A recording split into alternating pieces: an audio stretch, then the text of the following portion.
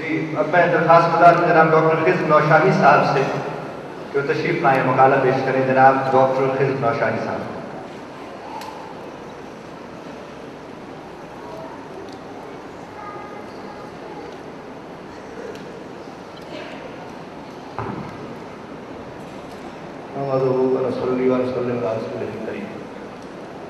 بسم اللہ الرحمن الرحیم. صدر مجلس اسٹیج پر تشریف فرما جملہ شیخ اعظام، میرے تمام حاضرین و سامعین کرام، السلام علیکم. تصوف پر صبح سے بڑے پرمغز مقالات اور بڑی عمدہ گفتگو ہو رہی ہے. تصوف پر گفتگو کرنا یہ ایک اور بات ہے، اور خود صوفی ہونا یہ ایک اور بات ہے. تیراکی پر لیکچر دینا ایک اور بات ہے، خود پانی میں تیرنا یہ دوسری بات. میری خواہش تھی کہ آج اتنے بڑے اجتماع میں جو بین الاقوامی تصوف سیمینار ہے، کوئی صاحب دل صوفی جلوہ گر ہوتا اور اپنے مواد اسرا سے ہمیں مستفید کرتا، یا پھر ایسا صاحب دل صوفی ہوتا جس کی نگاہ سے ہم سب لوگ فیض پاتے ہیں. میرے جیسے ادنا طالب علم کا تصوف پر گفتگو کرنا اور آپ جیسے دانشوروں کے سامنے راکشائی کرنا ایسا ہی ہے جیسے سورج کو قرار دکھانا. لیکن عالم فوق العدل خواجہ صاحب کا حکم تھا، چند سطریں چند باتیں میں آپ کی نظر کرتا ہوں. بسم اللہ الرحمن الرحیم. لغت کے اعتبار سے تصوف کی اصل خاص روح ہو یا حقیقت کے اعتبار سے اس کا رشتہ صفات سے جا ملے، اور چاہے اس کا تعلق اصحاب صفہ سے جوڑ دیا جائے. تعبیر و تشریح کچھ بھی ہو، لیکن یہ ایک بین حقیقت ہے کہ اس کی اساس خلوص العمل اور خلوص نیت پر ہے، اور اس کی غایت تعلق مع اللہ اور حصول رضا الہی ہے. یہی وہ طریقہ تعلیم ہے جو آدمی کو انسان بناتا ہے، یعنی اس کا تزکیہ نفس کر کے پاک دیرت بناتا ہے، اسے اعلیٰ اخلاق سے مزین کرتا ہے اور رضائر سے پاک و صاف کرتا ہے. تاریخ اسلام اس پر شاہد ہے کہ اولیاء کرام اور صوفی اعظام ہی وہ عظیم انسان تھے جنہوں نے اسلامی تعلیمات سے آراستہ ہو کر اپنی اخلاق و کردار سے ایسے زمین نقوش مزین کیے جو آج بھی ہم سب کے لیے مشعل راہ ہے. لیکن کیا کیا جائے کہ حضرت نے ان کو تحدین نام نہاد دانشوروں کا جو سرے سے تصوف کو نہ صرف دین کا حصہ ماننے سے انکاری ہیں بلکہ یہاں تک کہہ دیا گیا کہ یہ اسلام کے متوازی ایک الگ دین ہے. استغفر اللہ. در حقیقت صرف عقل و دانش اور ظاہری علم رکھنے والے حضرات جب اسے اپنی مسوٹی پر پرکھنے کی کوشش کرتے ہیں تو اسے اپنی منشا کے مطابق نہ پا کر حواس باختہ ہو جاتے ہیں. حکیم الامت کا اشارہ ایسے گیلیتوں کی طرف ہے کہ بے قدر کود پڑا آج سے نمرود میں عشق، عقل ہے محو تماشا لبے بام.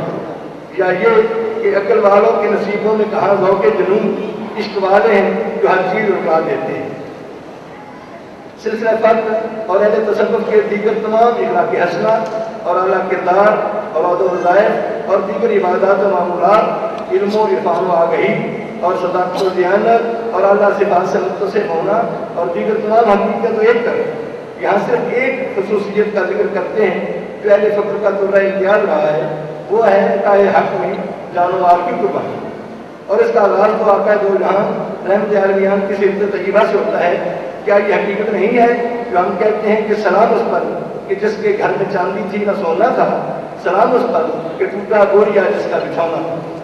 یہ وہی فقر اختیاری تھا جس پر سرکار نے فخر بھی فرمایا اور فرمایا الفقر فخری والفقر منی.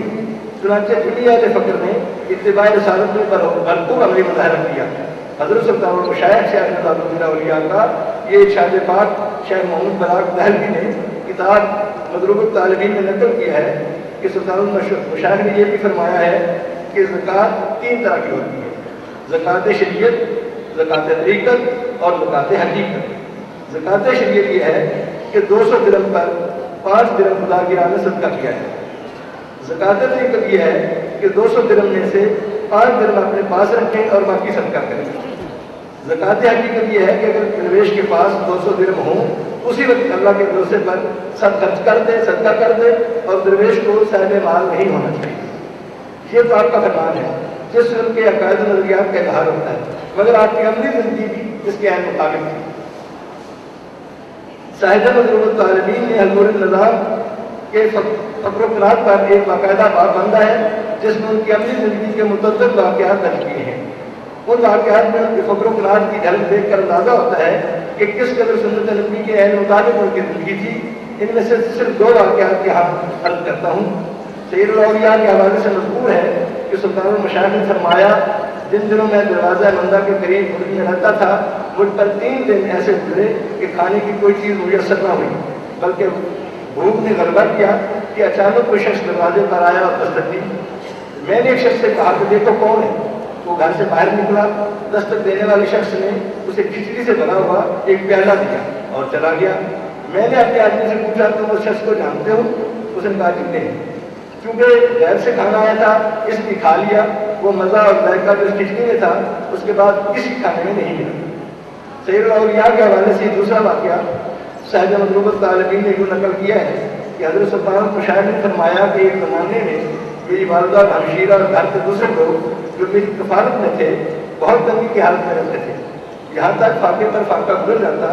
اگرچہ اس زمانے میں ایک چیتل میں 2-3 من میدے کی نان مل جاتی تھی، لیکن ہمارے پاس ایک چیتل بھی نہ ہوتا تھا۔ لیکن اس سے یہ نتیجہ نکالنا غلط ہے کہ آپ قسم پرسی کی زندگی بسر کرتے تھے، یہ سب فقر اختیاری تھا۔ جیسے ستارے دو جہاں کی شیخ میں بیان کیا جاتا ہے کہ سلام اس پر کہ جس نے بادشاہی میں فقیری کی، سلام اس پر کہ جس نے بے قسم کی دستگیری کی۔ اس حقیقت کی تائید میں یہ واقعہ بھی سنیے۔